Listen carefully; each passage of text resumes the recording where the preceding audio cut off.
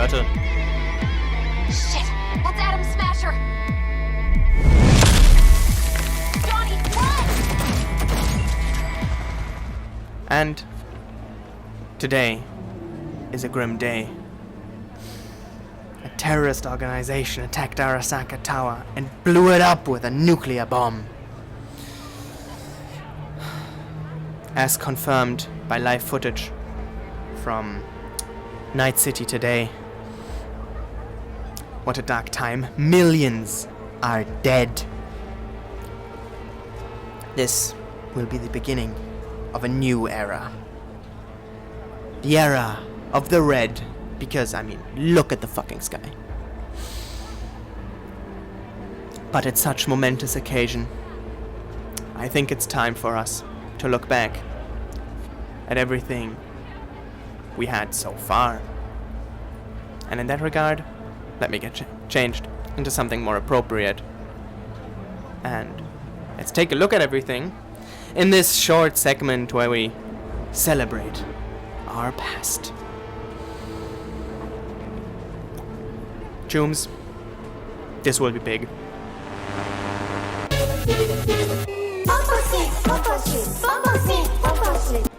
Hey, take a look at this. Isn't this fucking cool?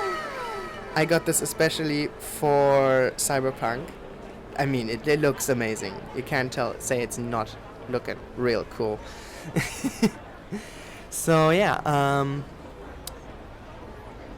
let's say I want to read out some stories from the game.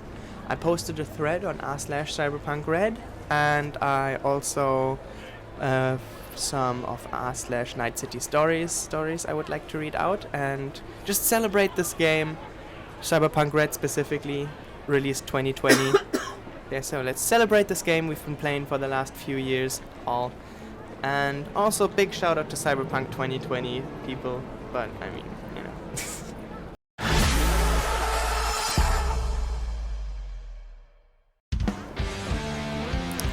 I ran a game once where it was a death race style rally across Night City. And one of the teams my crew was up against was a cyberpunk version of the Scooby-Doo gang and Mystery Inc., including the van. It was pretty badass. One of my characters started a love interest with Shaggy, which ran for a number of sessions, before culminating in a big reveal of a rogue AI who went by the name of SCRAPPYDOO.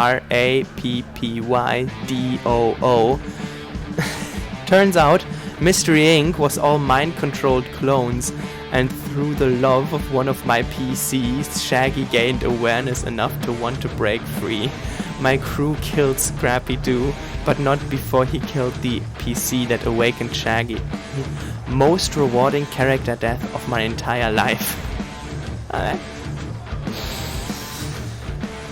For Shaggy!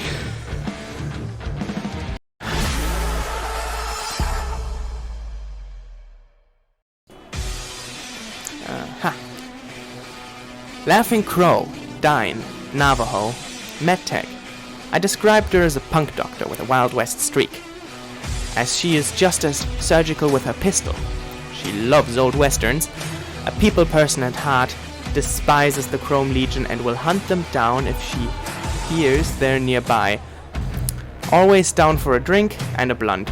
Her family was wiped out by Militech, leading her to Night City, where she was homeless for a few years, preyed upon by NCPD and Chrome Legion, before finally escaping that hell.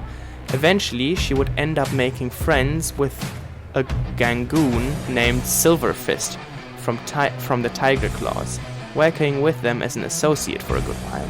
Trying to help her friend get reunited with his daughter, being held hostage by one of the Oyabuns.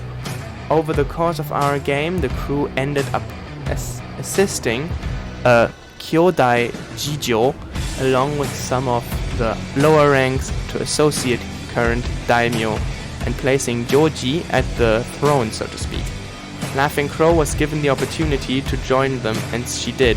She's now a Tiger Claw Kobun and has been working on spreading her reputation. The game is currently on hold, but I look forward to more stories from the dark future. Oh, that's nice.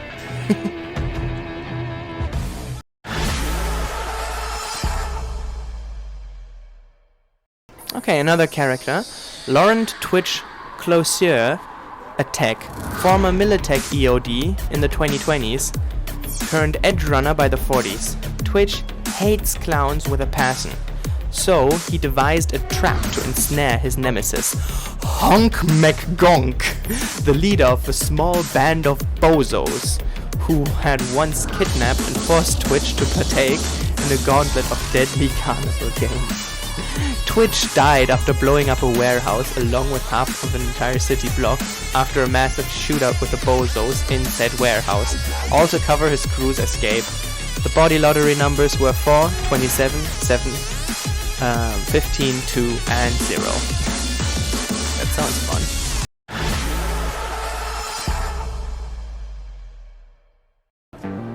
The Duchess, a nightclub owner in the combat zone, obsessed with Renaissance Italy. The Duchess is dressed with 14th century Italian fashion. She has a cheap cyber surgery to look like a powdered up noblewoman. Think murderous porcelain doll. Always high on pills, the Duchess enjoys holding techno masquerade balls and drinking with her courtiers. Highly volatile, she's mad, bad, and dangerous to know. But she'll happily trade information for a bit of entertainment. I presume that's not in the sexual way, but more in the what the fuck is going on here way. Holy shit, that character sounds really fun, oh my god.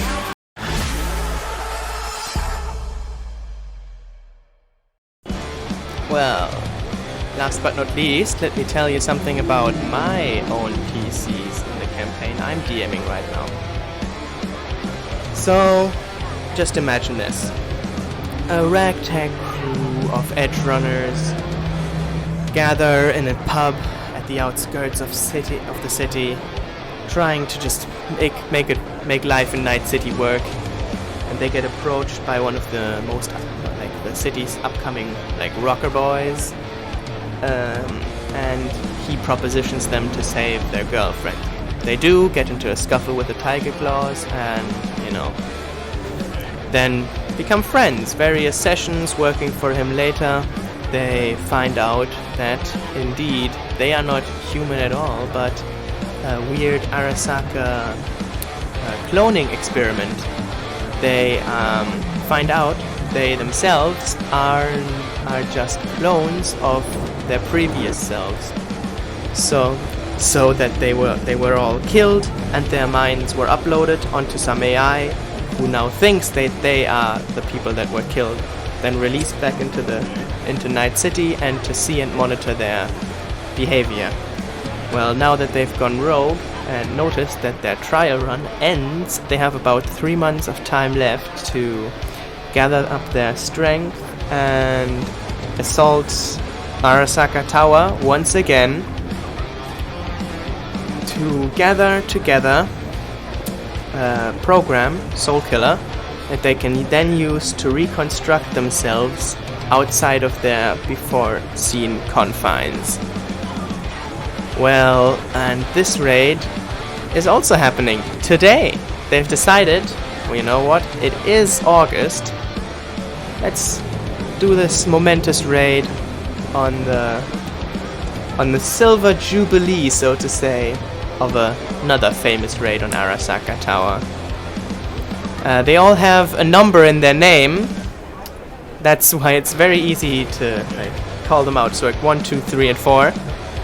And well, let's take a quick sneak peek in at how their raid is currently going.